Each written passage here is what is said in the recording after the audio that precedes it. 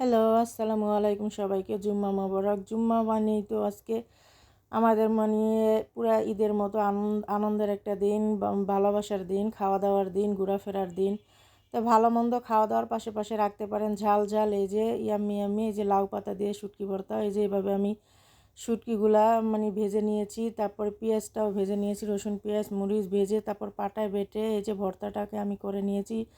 ভর্তার উপরে আমি একটু ধনিয়া পাতা কুচি দিয়ে এবার ভর্তা করে মাখিয়ে তারপরে এই যে লাউ পাতা ভিতরে মুড়িয়ে নিয়ে তারপরে এই যে কড়াইটা গরম করে তারপর চুলা আঁচটা কমিয়ে তারপরে এই যে লাউ পাতাগুলো আমি দিয়ে দিয়েছি, শুটকিগুলো লাউ পাতা ভরে এই যেভাবে চুলায় দিয়ে তারপর আমি ঢাকনা দিয়ে ডেকে দেবো। তারপরে এপাশ ওপাশ করে আমি ভর্তাগুলো রেডি করে নিব। এটা দিয়ে ভাত খেতে এত ভালো লাগে, আজকে অনেক পেট ভরে ভাত খেতে পারবেন। এটা একটা ইয়াম্মি ইয়াম্মি লোভনীয় ঝাল ঝাল লাউ পাতার ভর্তা, শুটকি ভর্তা।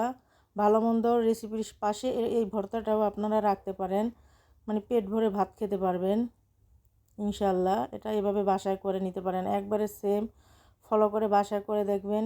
এত টেস্ট আর এত মজা হয়, আপনি প্লেটে ভাত একবার 2-3 বার খেতে পারবেন। এত লোভনীয় এই ভর্তা রেসিপিটা।